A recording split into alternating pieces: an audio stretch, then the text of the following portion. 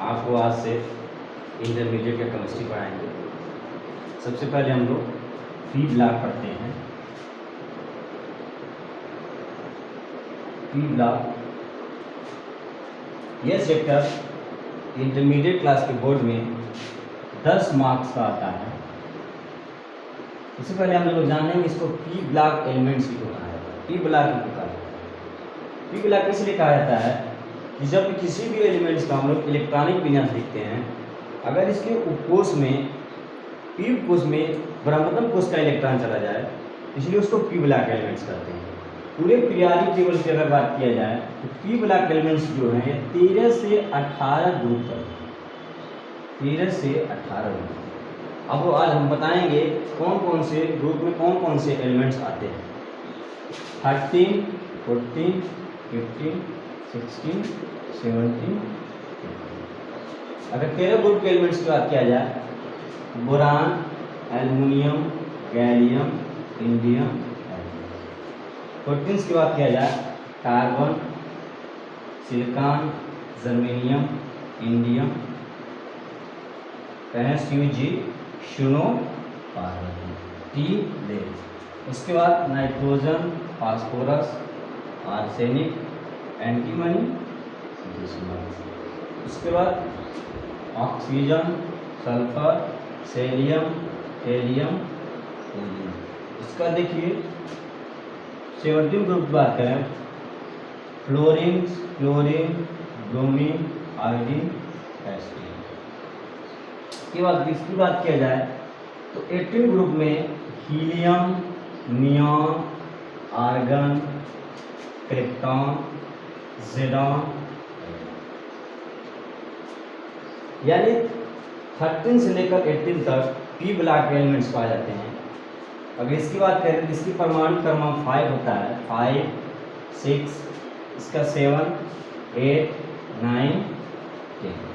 अगर हीलियम की बात करें, इस पूरे ग्रुप में यही एक अपवाद है जिसके पी उपकोष में एलिमेंट पी उपकोष में ब्रह्मतम कोष में पी उपकोष में नहीं जाता है, यस में जाता है। किस में जाता है? यस में जाता है। इसकी बात करें 2, 10। अगर किसी भी एलिमेंट्स की अगर इसके आगे का परमाणु क्रमांक पता करना हो, जब भी किसी पीरियोडिक टेबल में 5 एलिमेंट हो तो उसका जो ट्रिक होता है 8, 18, 18, 32। अगर इसकी बात करें 5 में, इसमें 18 जोड़े कितना होगा? 5 और 8, 13। फिर 18 जोड़ेंगे इसमें तो 31। फिर जब इसमें 81 जोड़ेंगे तो 49। अब 49 में कितना जोड़ेंगे? 32, ये हो जाएगा 81। उसी तरीके से इसमें जोड़ेंगे तो 14, इसमें जोड़ेंगे तो 15, इसमें 8 में 8 जोड़ेंगे तो 16, इसमें 17, इसमें 18। इसकी बात करें 31, 32, 33, 34, 35, 36। इसकी बात करें तो 50, 51, 52, 53, 54। इसके बाद करें तो 82, 83, 84, 85, 86। यह 13 से लेकर अगर 18 तक बात करें तो पी ग्रुप के एलिमेंट्स आते हैं। इसमें 6 ग्रुप हैं, लेकिन हमको यहाँ से पढ़ना आपकी इंटरमीडिएट में जो है यह नाइट्रोजन फैमिली से स्टार्ट है। तो इसको याद करने का अलग अलग लोग अपने तरीके से लोगों ने ट्रिक बनाया है कैसे इसको याद किया जाता है। जैसे हमारा जो ट्रिक है, जैसे बैगन, आलू, गाजर, इन, कहें शिव जी, सुनो, पार्वती। इसके बाद करें नेपाल, पाकिस्तान, ऑस्ट्रेलिया, सब भारी, ऊ, स, से, टी, ओ। इसके बाद करेंगे फिर, कल, बाहर, आएगा, आटो। इसके बाद करेंगे हीना, नीना और करीना, 0, रैंडम। ये सब चीज़ें हैं। अगर हम बात करें तो पी ब्लॉक में 13 से 18 ग्रुप तक एलिमेंट आते हैं। इसी को जनरल हम लोग प्रॉपर्टी देख लेते हैं। इसकी जनरल प्रॉपर्टी क्या क्या होती है। इसकी जनरल प्रॉपर्टी देखेंगे क्या क्या होते हैं। यानी 13 से लेकर 18 तक ग्रुप है, तो जनरल प्रॉपर्टी के बारे में कुछ डिस्कस कर लिया जाए। सबसे पहले हम बात करेंगे एटॉमिक साइज यानी परमाणु आकार इसे कहते हैं। क्या कहते हैं? परमाणु। अगर हम बात करें इस ग्रुप के एलिमेंट्स की, जब आप किसी पीरियोडिक टेबल में अगर आप टॉप से बॉटम की ओर आएंगे यानी ऊपर से नीचे की ओर, तो परमाणु साइज जो है वो इंक्रीज होता है। क्या होता है? इंक्रीज होता है। क्यों? क्योंकि जब ऊपर से हम नीचे आते हैं तो साइज बढ़ता चला जाता है, यानी कोषों की संख्या बढ़ती चली जाती है। मान लीजिए बोरान की अगर हम बात करें तो बोरान का अगर इलेक्ट्रॉनिक विन्यास लिखा जाए तो 1s2 2s2 2p1 1s2 2s2 2p1। अगर इसकी हम बात करें, अगर इसकी बात किया जाए, इसमें 5 प्रोटॉन हैं और 5 इलेक्ट्रॉन ऐसे चक्कर लगा रहे हैं। 2 इलेक्ट्रॉन यहाँ, 3 इलेक्ट्रॉन यहाँ। लेकिन जैसे ही नीचे आएंगे इसकी कोष बढ़ती चली जाएगी, यानी ऊपर से नीचे आते हैं पीरियोडिक टेबल में तो क्या होता है? साइज बढ़ता चला जाता है, यानी परमाणु आकार बढ़ता चला जाता है। लेकिन अगर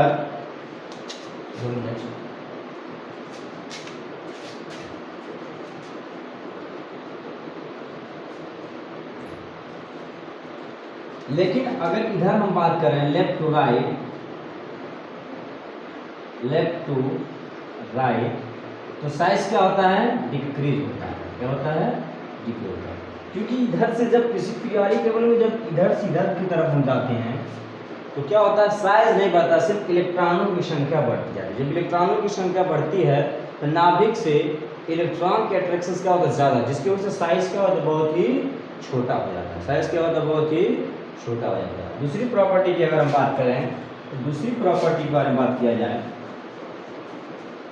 तो metallic and non metallic character. दूसरी प्रॉपर्टी बात किया जाए तो मेटालिक एंड नॉन मेटालिक,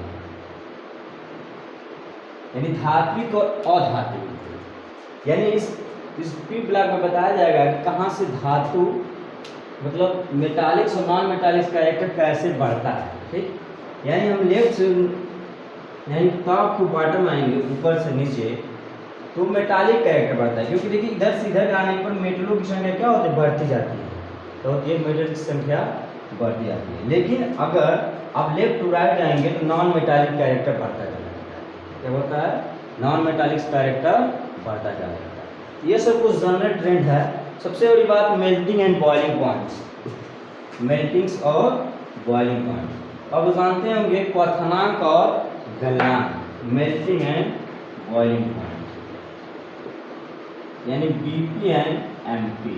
इसका मतलब होता है क्वथनांक यानी बॉइलिंग पॉइंट, इसको इंग्लिश में कहते हैं, और मेल्टिंग पॉइंट यानी गलनांक।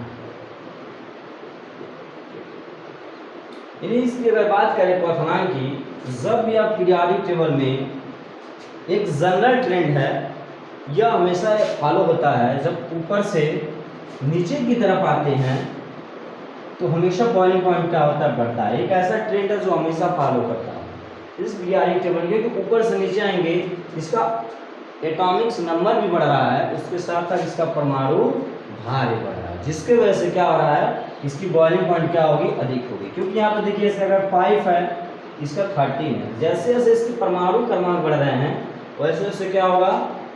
इनका परमाणु क्रमांक जिस तरीके से बढ़ रहा है उस तरीके से परमाणु बढ़। लेकिन अगर मेल्टिंग पॉइंट की बात किया जाए, गलनांक की बात किया जाए, ये अलग अलग टेबलों में अलग अलग पीरियोडिक टेबल्स के अलग अलग ग्रुप में अलग अलग बिहेवियर करते हैं, व्यवहार करते हैं। फिर हम बात करते हैं आयनाइजेशन इंथैल्पी, जिसे कहते हैं आयनन इंथैल्पी। क्या कहते हैं? आयनन इंथैल्पी। इसका मतलब यह होता है, ध्यान समझिएगा, एक और दूसरा है प्रॉपर्टी, इसका नाम है आयनाइजेशन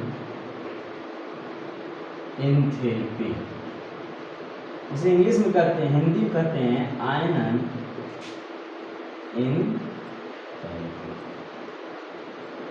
अगर इसकी बात करें तो सबसे पहले हम लोग जानेंगे कि आयनन एंथैल्पी होता क्या चीज़ है, ये जानना बहुत जरूरी है। मतलब ये टॉपिक लिखा तो इसका मतलब क्या होता है ये जानना होगा। ये कहता है कि कोई जैसे मान लीजिए ये न्यूक्लियस है, ये नाभिक है, यहाँ से यहाँ पर क्या है, इलेक्ट्रॉन्स चक्कर लगाती है, सब कुछ जानता होगा, बचपन से पढ़ते चले कक्षा 9 से ही। जब यहाँ इलेक्ट्रॉन्स क्या होते हैं, चक्कर लगाते हैं। आयनन एंथैल्पी का मतलब होता है कि यह बाहरी कोश जो इलेक्ट्रॉन उसको निकालने के लिए जितना ऊर्जा की आवश्यकता पड़ती है उसी को आयनन एंथैल्पी कहते हैं। यानी बाहरी कोश के इलेक्ट्रॉन्स को निकालने के लिए जितना ज़्यादा ऊर्जा की आवश्यकता होगी उसी को आयनन एंथैल्पी कहते हैं। क्या होता है, उसी क्या कहते हैं, आयनन एंथैल्पी कहते हैं।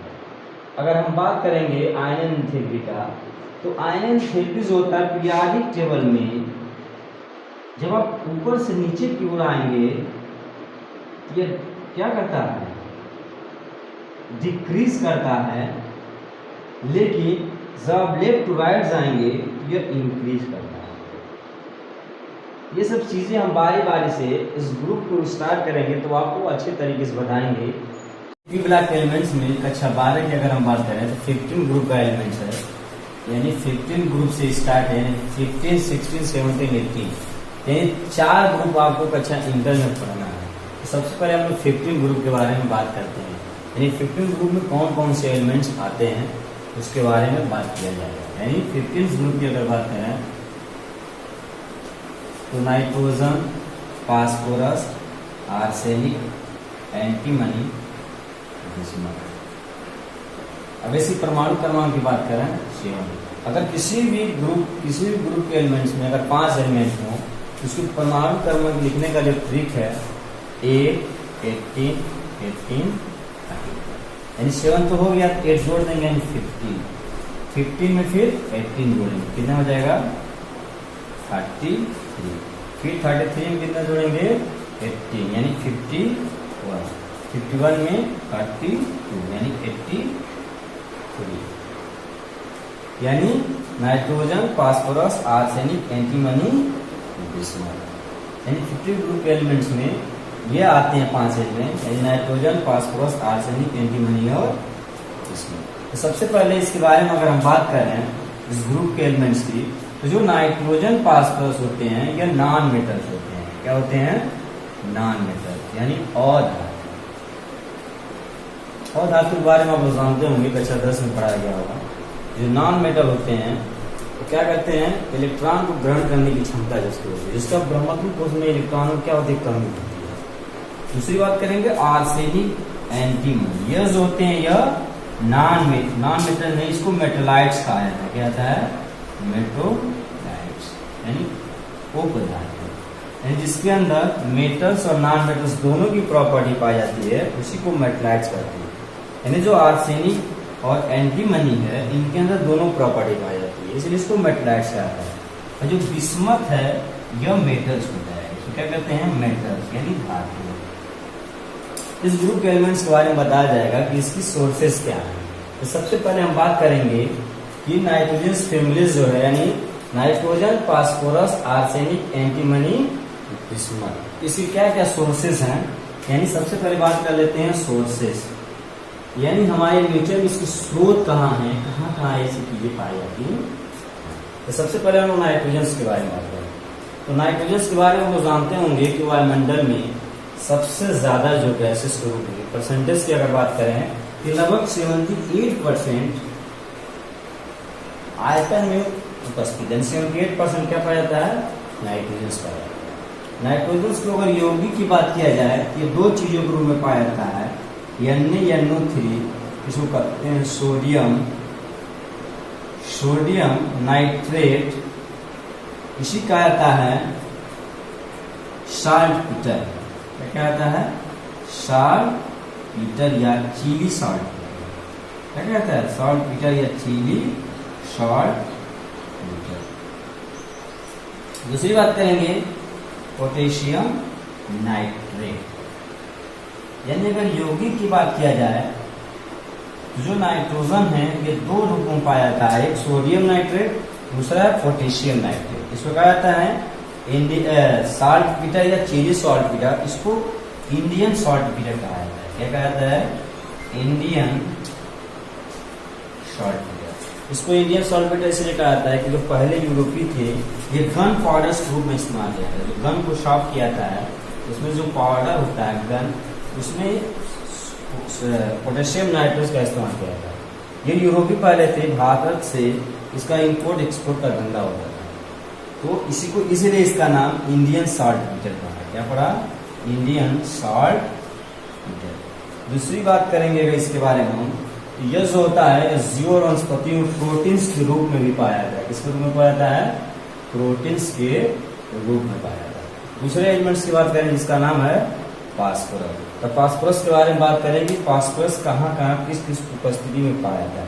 ये जो फास्फोरस होता है यह रॉक्स का मुख्य अवयव है। जो चट्टान होते हैं उसमें फास्फोरस पाया जाता है। फास्फोरस की अगर बात किया जाता है किन किन रूपों में पाया जाता है? फास्फोरस की बात करें राख का मुख्य अवयव है।